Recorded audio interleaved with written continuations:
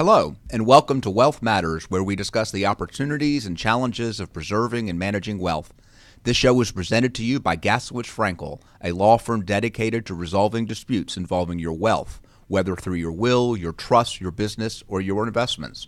For news, pictures, and tips, go to our new website at gaslowitzfrankel.com or follow us on Twitter at Estate Dispute.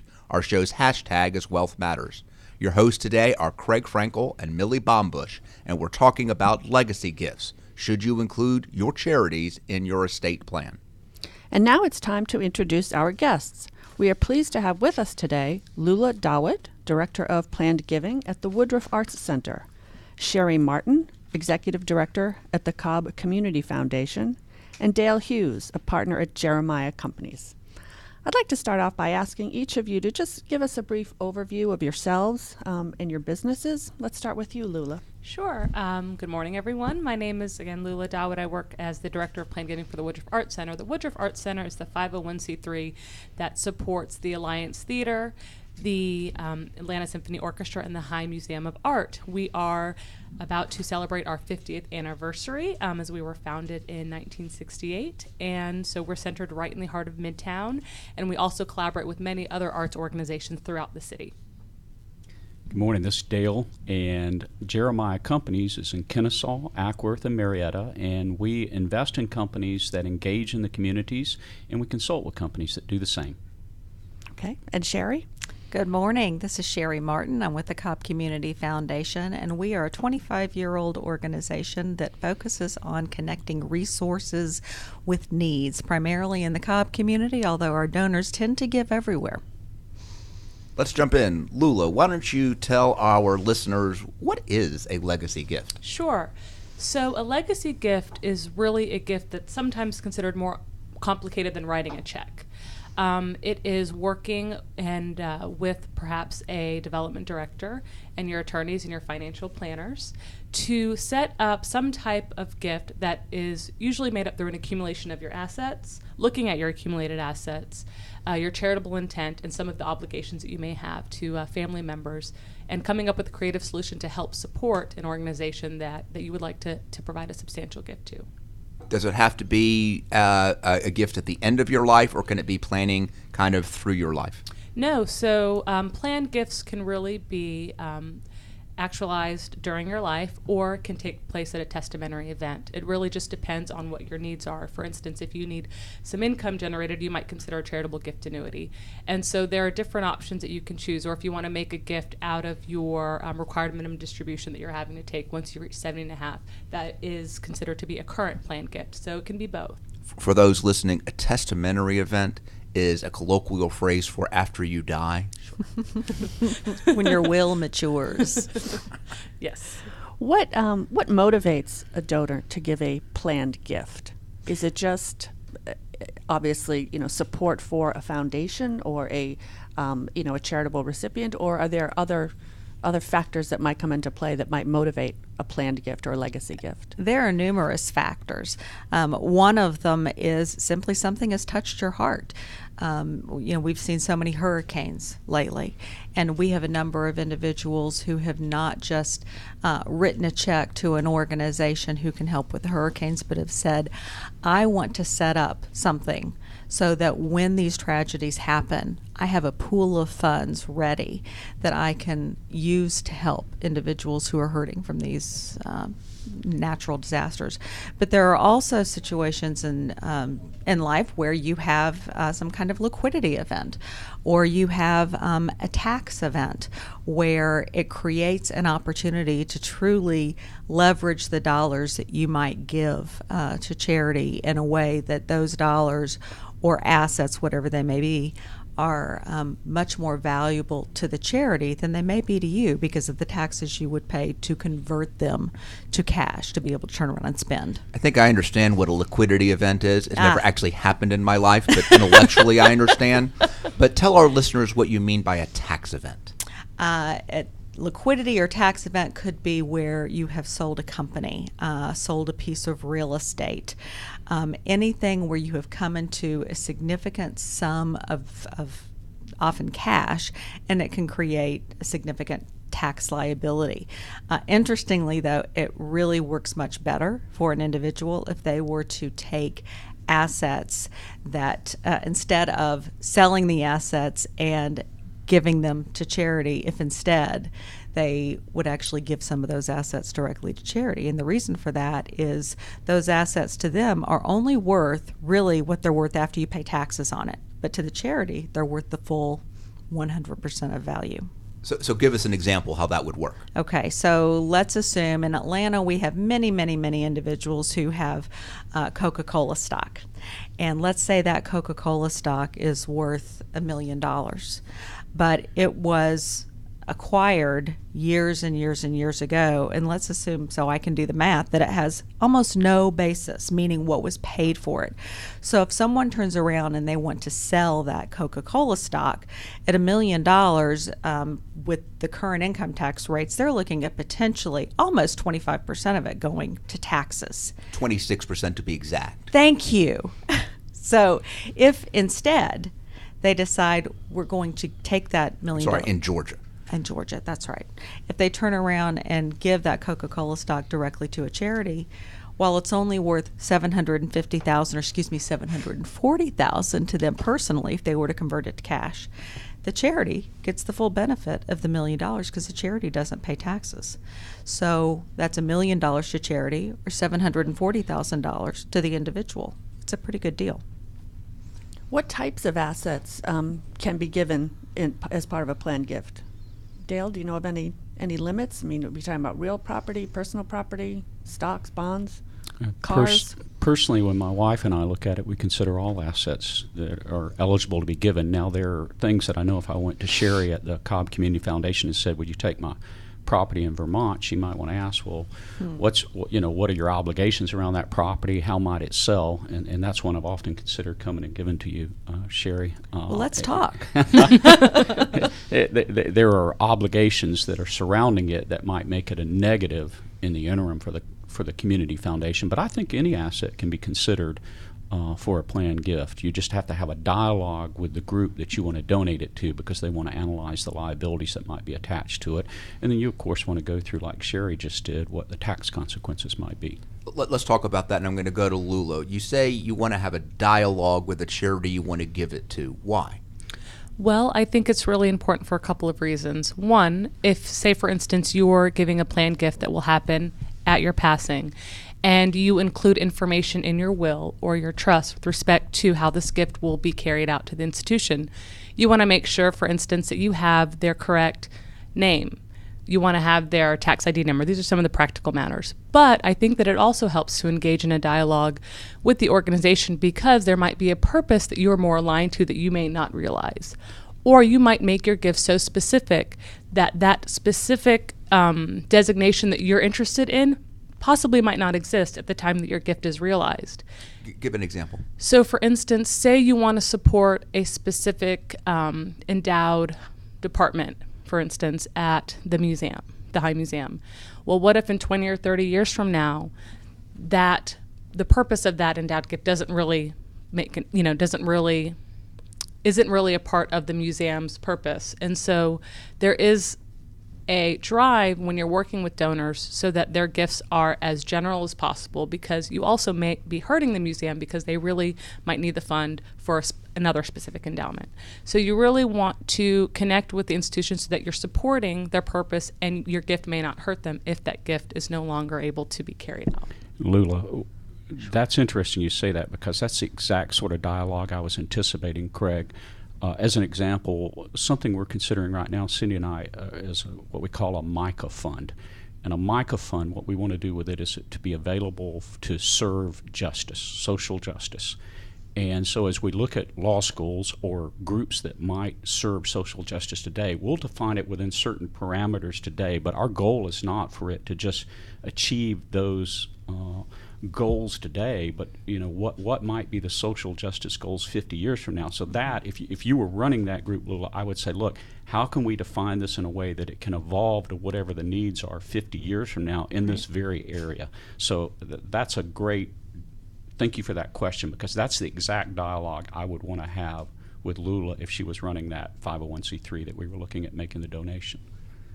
I think many of us are familiar with giving gifts to universities and colleges, where they always ask you, is it unrestricted? Do you want to just give the gift to financial aid or to the libraries? But of course, as Lula said, any organization really, we need to focus on which departments, which areas, which purposes. And the donors should be aware of that too. They want to make sure that they give to the causes that they in particular support. So it sounds like it's a two-way street. It helps the donor and it helps the charitable recipient. Absolutely. What I want to get back a little bit to what motivates a donor to give a gift. Shari, you talked about some, tax assets, and we talked about, of course, what touches your heart. Are there any other motivations that you have seen for people to give planned gifts? For Cindy and I, it was as simple as planned gifts had changed our lives. Wouldn't be sitting at this table with you if it hadn't been for two particular planned gifts that I recall very vividly. The first one put me through Gazetta Business School, and the second one put me through law school. So those were planned gifts, and I'll never forget the conversation I had with a man out of New York who ran a life insurance company for the one at Gazetta Business School. And when he talked about why he and his family did the planned gift and what they were trying to achieve through it. So as we considered planned gifts, we decided that was what was motivating us, and we not only wanted to wait. So kind of a thank you. Paying it forward, absolutely. Paying it forward, that's a great phrase. Paying it forward, but we also decided, as Craig said earlier, we didn't want to wait till the testamentary event, because then we didn't get to see the benefits of it and have the same conversation that, and I'll just say his name, Mr. Schaefer out of New York had with me at the time. So one of the things we do with our planned gift is, as we do these planned gifts, we ask if we'll have the opportunity to sit with the beneficiaries so we can talk about the significance of the gift, not just here's a gift or whatever it is, the cause we're doing, but we can also say, this is how it changed our life. We hope it will change your life, and what will you decide to do with it? So our motivation was strictly out of, we saw the benefits and the results of a planned gift, and then we wanted to perpetuate that, to pay it forward. And let me ask you a little bit about maybe the other side of the equation. If you're a donor and you're giving a planned gift to a charity or a university, the other side of that is you're not giving it to the people you might normally have given it to, your family. And before we started the show, Shari, you were talking a little bit about that. Yes. My background before I stepped into the role that I'm in now is in the wealth management world. And I administered many, many, many trusts. And I had the opportunity, the good fortune and sometimes the misfortune, to really see the impact that money could have on a family. And sometimes it was extremely positive, but unfortunately more often than not, it was negative. And an inheritance, society generally deems an inheritance to be a wonderful thing, but the reality is it can take away one's desire to work, one's need to support themselves. And when you do that, you take away one's opportunity, one of the opportunities to create self-respect and value. And so what we started doing in my former world was, when we talked about estate planning with individuals who had a charitable orientation, it used to be that the way we would look at that was, how do we minimize taxes and maximize what's going to the, quote, heirs? Well, for many wealthy individuals, that whole dynamic has been turned on its head, and it's now more, what is the right amount to leave to the individuals? What is the right form in which to leave assets to individuals? And then let's take the rest and do something good with it. Warren Buffett is famous for the quote, he wants to leave enough to his children so they can do anything, but not so much that they can do nothing. And for very wealthy individuals, that is very important. Lula, let's ask the question sideways. Sure. The people that you're looking towards to give a planned gift to Woodruff, how are you motivating them to want to give to your organization? Absolutely. Well, one of the things that we pride ourselves is our outreach in the community. We have hundreds of thousands of students that come from our public schools, from our private schools, every day that are on campus, going to the museum, engaging with the theater, going to the symphony. So I think one of the ways that we are connecting with our community is showing our impact. And another way that we are connecting with the community and showing is by doing. We are out there every day, and people are starting to say, and they have for years, is that the arts is a very important part of our community, not just for artistic sense, but it also enlivens the business community, and it attracts potential employers here. And so when we think about our community impact and we're connecting with our donors, for instance, you don't have to be an ultra-wealthy person to make a planned gift. You can be that person that has been a member of the Hive for 10 years, that has had a subscription to the Symphony for 6 years, that has given a $50 gift every single year to one of the other art partners. The importance is showing how your gift can have an impact. And that's really it, just listening and connecting to the donor and finding out what's important to them. You're listening to Wealth Matters, the radio show where we discuss the opportunities and challenges of preserving and managing wealth. We are your hosts, Craig Frankel and Millie Baumbusch, from the fiduciary litigation law firm of Gaslowitz Frankel. We are talking with Lula Dawit, Director of Planned Giving at the Woodruff Arts Center, Shari Martin, Executive Director of the Cobb Community Foundation, and Dale Hughes, a partner at Jeremiah Companies, and we're discussing legacy gifts. Should you include your charities in your estate plan? Let's talk about ways to give. Now, we talked about the types of assets, and your general answer was anything, and we're going to talk about that in a minute. But talk about how one goes making a planned gift. The natural place is putting it in your will, but there's lots of other mechanisms, and I think our listeners may just kind of want to hear what some of them are, because there's kind of benefits and non-benefits. And I'm looking at Shari, Yes. shaking her head, so why doesn't Shari answer? Well, there are all kinds of planned gifts to choose from. And just to give a couple examples, a charitable remainder trust is an entity where you transfer assets and then you take back a current interest, meaning over a period of time, over your lifetimes, you receive a certain cash flow from that trust, and at the end of that period, it goes to charity. Let's stop there, because one of the advantages there is Yes. you know what's going to happen. Yes. The charity gets something at the end, but you're not giving up use of that asset That's along the correct. way, which may be very important to your planning as you age. Yes, and it is an ideal vehicle for individuals who have low basis assets. Again, where if they went to sell those assets, they would experience a significant tax liability. Back to the Coca-Cola example, if they put $1 million of Coca-Cola stock with zero basis into this charitable remainder trust, the first thing that they can do is liquidate those assets and not have an immediate significant tax liability to them personally. The second thing they can do is they can diversify those assets, and then they can also make sure that they're getting a stream of income that frankly can be generated in a way that it is extremely low income tax income. Which is And when you significant. talk about diversifying the assets, let me make sure I understand. Sure. What you're saying is if you owned a low basis, an asset that would be taxed somewhat high if you Yes. sold it, that makes you kind of stick to that investment. But if you were correct. able to give it to a charity, they could then sell it, have a lot of different assets, no tax consequence, but reduce the risk of loss. Is that what you're saying? Yes, and in the case of a charitable remainder trust, you're actually putting it in a trust, which is its own entity, and you are able to diversify those assets so that you don't have so much risk in one asset. If that one asset tanks, that can be very detrimental. But when you diversify it, you minimize the risk that it can have on you. I've had a wonderful example in the last couple of years of my wealth management career with a family that had inherited actually Coca-Cola stock and a large bank in Atlanta, some of their stock as well. And it was very low basis. And the dad said, look, this doesn't do anything for me. It may not be generating dividends either for that particular That's stock. right. That's right. So what he decided to do in this case, he didn't need any income. His wife didn't need any income, but he had two sons who were both in their mid-30s.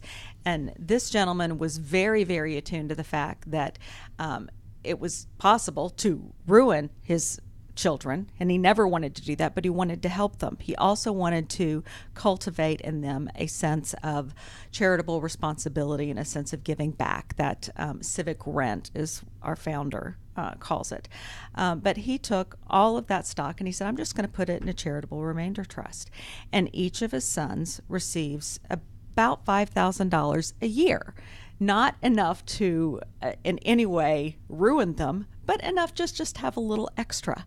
And then at the end of a 20-year period, that money will go to charities, which the sons can participate in deciding where it's going to go, which is a beautiful feature. Well, let's jump from that a little bit. Dale, are you involving your adult children in your giving, or is that something you're waiting to do as they get a little older? It's a family dialogue. It's absolutely a family dialogue with my wife and our children as well. I appreciate the really good technical approach that Shari takes, and it involves the estate tax, the income tax, the whole spectrum of possible events that can occur for the donor.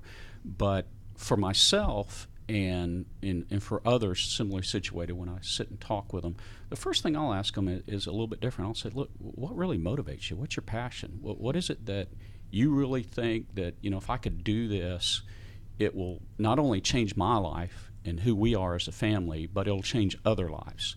And then let's identify that group. So it might be, as you said, Lula, it might be you, and I might come to you and say, this touches our life, what you're doing in the art programs, and we see how it touches other lives. Who do we need to get involved? Should we get a community foundation involved? Should you as the director of development be involved? Should we get a tax lawyer involved? Should we get an accountant? And we start going through it, and we have a dialogue of what it will mean to our family and what it will mean to others. So absolutely, we involve the entire family. Sometimes their eyes glass over. They're like, well, these are technical terms. Well, most of the time. I was actually thinking earlier, Craig, when you said, how do you give a gift? I thought, I'm just going to tell Craig you sign a check. That's how you give a gift. I mean, you must have forgotten that, Craig. There are other ways to give it, too. We can show you. But the best way is just to simply sign the check. Lula, are you seeing in planned giving to the Woodruff families getting involved? Absolutely. I think that, as you questioned earlier, how do you identify those donors? Oftentimes, we are working with families that have already established a legacy and are continuing to build on their family legacy.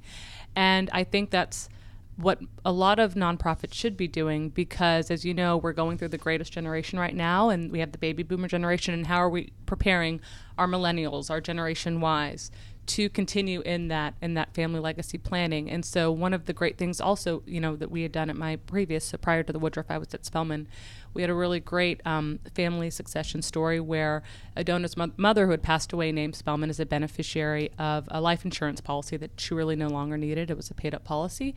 And so once we received those benefits at her mother's passing, the daughter then combined that gift with a current plan gift. She gave a gift of stock that she inherited from her mother, basically, and that gift combined helped increase the amount of an endowed scholarship that they created. And so then now her daughter is now teaching her sons about that, and they're working with the student who's going to receive the scholarship distribution. And so same thing at the Woodruff Art Center. We've got many families that are working and continuing on building. For instance, if a family member endowed a chaired position at the symphony, we are working with their heirs to figure out how to top off that endowment position so that position is fully endowed in perpetuity. So there are a lot of creative ways that you can bring in that next generation. And I do want to underscore one of the things you mentioned in passing. One of the easy ways to give a legacy gift is through designations, a beneficiary designation, whether it be a life insurance policy, whether it be a brokerage account or a retirement account. I mean, for tax purposes, using a retirement account, an IRA, a 401k, are very good ways to give to charity. And so think about those. And I want to mention, we may talk about it in a minute, that you can use percentages. It doesn't have to be 100%. And that may be a way to kind of equalize it. Lula, when a family or an individual comes to you and says, I'm thinking about a legacy gift, how prepared are you at the Woodruff Art Center and charities in general to help that family? I mean, do they need to come to you with a plan and a lawyer, or can they just come to you and say, I have this idea, and you can you can help them craft it or, direct them to people who can assist? Absolutely. So we meet the donor sort of where they are and figure out what the best ways to move them forward. If they are comfortable in terms of giving us some information that might be sensitive, then we can then figure out, okay, this is a potential gift proposal, and we'll take those those amounts and we'll put them into a gift calculation if they want to set up a charitable remainder trust or a gift annuity, so that we can at least give them an idea of the impact of their gift. And then, Are people asking that? What will be the impact of my gift? Yes. Yes. Yeah, that is a question, especially when you think about in sort of the wider lens. Impact investing is such a buzzword. When you think about, for instance, people buy a pair of Tom shoes because they love that what Tom Shoes is dedicated in terms of giving shoes to folks that are in need. So when you think about impact investing, especially amongst the millennials, that's something that people are attracted to and want to be able to see how their gift moves. And by the way, I'm a millennial no matter what anyone says. You've been saying that for a millennium. So, I think it's really meeting the donor where they are and making sure that we're open if they want to have a dialogue with their attorney or their financial advisor or their tax planner, and just providing the tools that they may need to execute that gift. There's something you just said, Lula, that we talk about a lot, my wife and I, especially in our companies as we invest in new companies, because we love the TOMS model. And we call that social entrepreneurship, but not social entrepreneurship of forming more nonprofits, but social entrepreneurship of taking for-profit companies and embedding into the DNA of the actual company how it will give over time. So for Tom's Shoes, if you read the book and if you've studied it, he has embedded it into the company. It's not a part of the marketing. It is every time we sell a shoe, we shall buy a shoe for a shoeless child in a Latin American company. So as we look at investments, we've thought about how can we embed directly into the company where its strength is, what might occur. I'll give you a real simple example of this, okay? As we invest in restaurants because they have great community impact, we say as we perfect the model and we learn how to drop our food purchasing to whatever percentage we want, can we take that, what we drop, that extra 2%, and can we designate that we're going to give it to the homeless shelter every year? So if we invested in a hotel, could we take excess rooms and do it? So now we're creating for-profit companies that built into it have a planned giving aspect. It really doesn't have anything to do with the estate plan, but has everything to do with how we look at giving in three dimensions. We look at it in the present, and then we look at it at the end, and then we hope there's something in between, that the present and the end don't all of a sudden happen at the same time. And we're hoping that it's a long time between the first and the latter. Shari, is there a time when a family should start thinking about planned giving? Is there a kind of an age that you do it at, or a lifetime event, or what? I would say at any time when you're thinking about what is the legacy that you want to leave. And you don't have to be 50, 80, whatever for that. You can do that in your early 20s, and I think you start it with your children when they are very young. The pastor at my church talks about how he always encouraged his children to have 3 jars when they started receiving their allowance at whatever age that is. And one was 10% would go to give to others. 10% would be to save, and 10% is to live, or the remainder is to live. So give, save, and live. And I think that that's just it's a life philosophy that begins as a child, and one that continues on. And so really the discussion of planned giving, it's not something that is we're going to meet on this day and talk about our planned gifts or our estate plan or whatever. It's an ongoing discussion within the family of building a philosophy, and again building a legacy within the family of what is the difference that we want to make in the world. And I like to refer to it not as planned giving, but planning to give. Because Yes. the example you give is you start small. Yes. We tried that with my children. We had 3 different jars. We had them different sizes. And we thought if we put the largest jar being the size to charity, that by definition would get full faster. It's not necessarily true. When families have these conversations about giving, do you find that generally spouses give to the same charities, or are there occasions where spouses have completely different interests and we're setting up different tracks entirely. Yes. To all of the above. Yes, sometimes they give to the same charity. Sometimes there are things that are very important to one spouse over the other, but it is very important that they talk about it and that is built into their plan, because the last thing anyone wants to see happen is that the spouses have put together a plan and one spouse dies first and the other spouse makes a big change. I've seen that happen, and it's not pretty. You're listening to Wealth Matters, the radio show where we discuss the opportunities and challenges of preserving and managing wealth. We are your hosts, Craig Frankel and Millie Baumbusch, from the fiduciary litigation law firm of Gaslowitz Frankel.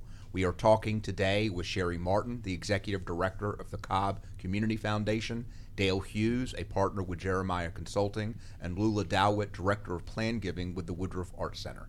And we are talking about legacy gifts. Should you include charities in your estate plan?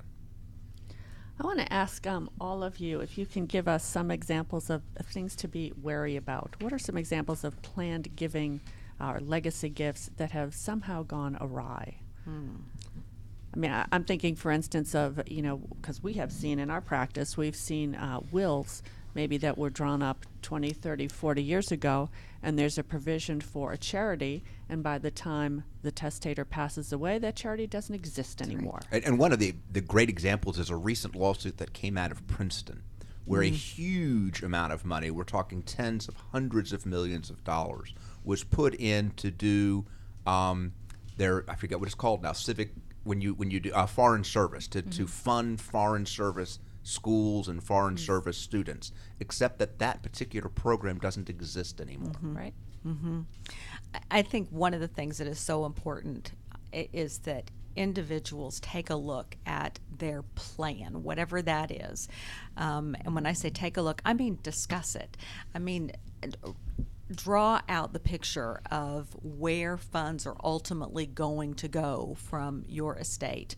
And the reason that I think that is so important is because the way things are titled, Craig, I know this is a passion of yours, the way things are titled, beneficiary designations, the way your will words, the trusts that are there that may have been there 30 years ago that nobody's looked at, that all plays together in figuring and seeing what's going to go where. I've seen a situation where it was very important to someone to leave some specific bequests, specific amounts left to charity, and they had structured their estate plan in such a way where they said this amount's going to go here, this amount's going to go here, this amount's going to go here, and then and then everything that's left is going to go to family. Well, in this situation, there was nothing left because of other actions that they had taken previously. And because those specific bequests came first, the charities got paid and the family didn't. And let's talk about that, because this is really important to our listeners. Historically, most of our wealth passed through our wills.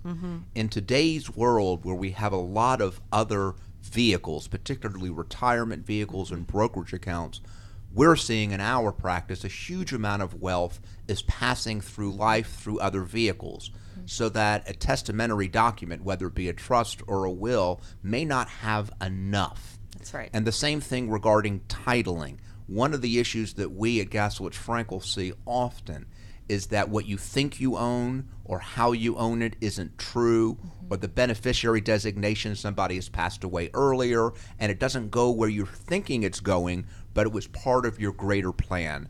And that's when, unfortunately, we see families fighting, and oddly enough, charities getting caught in the middle. And we often will represent a charity who doesn't know what to do in that circumstance.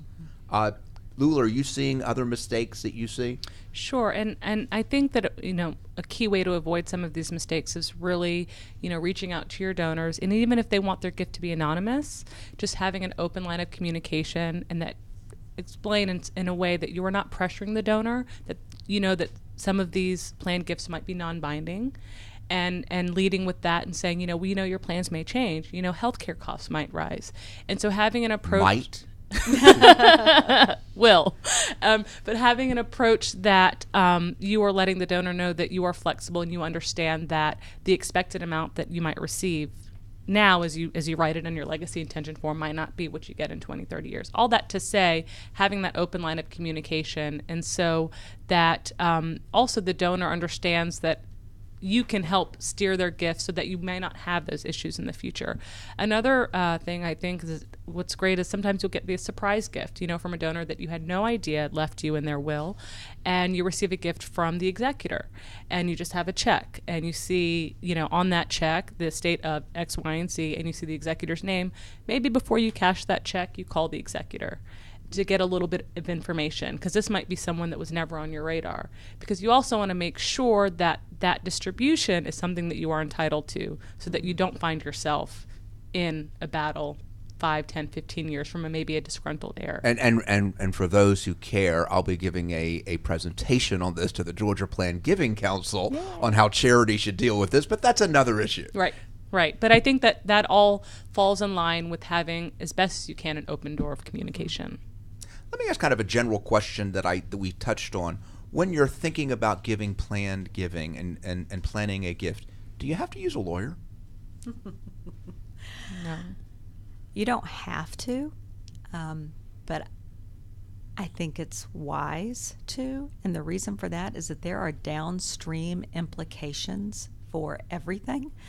But if you're thinking about just writing a check, or, well, I was about to say changing a beneficiary designation. That's something you can do really easily on your own.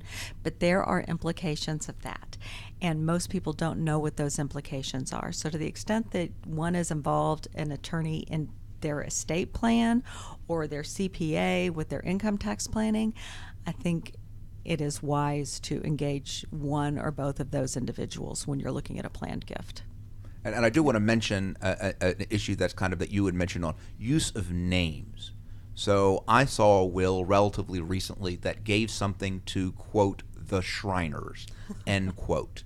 The Shriners may have existed at some point in that name. It doesn't anymore. Mm-hmm. And it was difficult to figure out who the beneficiary was. I have seen designations to the Humane Society. Is that the Humane Society of the United States? Mm-hmm. Is that a local Humane Society? And you may get some fights over that. And what if the Humane Society has changed its name? How do you figure out? Lawyers can help you figure out what I refer to as a divorce or exit strategy, the residuary. What happens if it changes? Which is a funny way of saying, what was I trying to do? And if this charity doesn't exist, how do I solve that problem? Right. The out clause. The out clause. Excellent. Mm-hmm. We have also seen in our practice a trust that obviously the donor was very fond of animal charities and had a list of about 30 charities that she wanted the proceeds left to. And the trustee then wanted to conserve the funds and make sure gifts were available for years to come. So she started giving very small amounts, relatively small, like $5,000, to each of these charities every couple of years. And the result was that she needed a lawyer to do that. She needed a lawyer to help her track down the names and addresses of all these individual charities, which were spread across the United States. So the administration costs for this became pretty high compared to the amount of money involved. So I'm not sure that the donor's goal of giving all this money to help charities with animals was really effected, because the trustee had too much discretion to do it in a way that was not really cost productive. That is a wonderful scenario for the involvement of a community foundation. Community foundations, you can think of us in some ways as almost a philanthropy bank. One can set up a charitable savings account, in essence, technically called a donor advised fund at a community foundation, where basically they contribute money when it makes sense from their perspective to contribute. They've made their permanent gift, but they can decide later on, when they know how those funds, how they want to use those funds to benefit nonprofits, they can make those decisions down the road. Millie, the scenario that you just raised is a perfect situation for something called a field of interest fund. With a field of interest fund, someone contributes assets to the community foundation to support a particular field of interest. They then entrust those assets to the board of the community foundation to make those distributions within that field of interest over time. And the individual can stipulate, is that going to be an endowment? Is it going to last for years and years and years? Is it going to be for a short period of time? But the scenario that you raise is very common. We see a lot of folks who want to start their own family foundation, which can be a wonderful thing. But people need to understand that it is very expensive to establish a foundation. The ongoing expenses can be significant, and there are alternatives to that, and community foundations are one of those. And I do want to underscore on that level, right now we're seeing a proliferation of smaller charities. This didn't exist historically. And that's a great thing, but not only are the charities going to change, some of these charities are not going to succeed, so it will happen all along. I do want one general question before I get to the fun last questions. My general question is, one of the things I'm seeing among charitably minded people is a fear they're going to run out of money. And so it's a little hesitancy to give. And how do you address that? Lula, are you seeing people address that in a way that protects them? Yes. I mean, one of the things is, you listen for those donor clues. You listen to a donor that might say, I've got an aging parent and I will be responsible for caring for them, or I have kids in college. And this kind of combines with a ripe time to make a planned gift, because it allows you to maybe hold on to some of those liquid assets currently, and you can have that deferred model. But I think a way of doing that is giving percentages rather than giving actual dollar amount of, whichever vehicle you're going to use to make that planned gift. I think that's the way.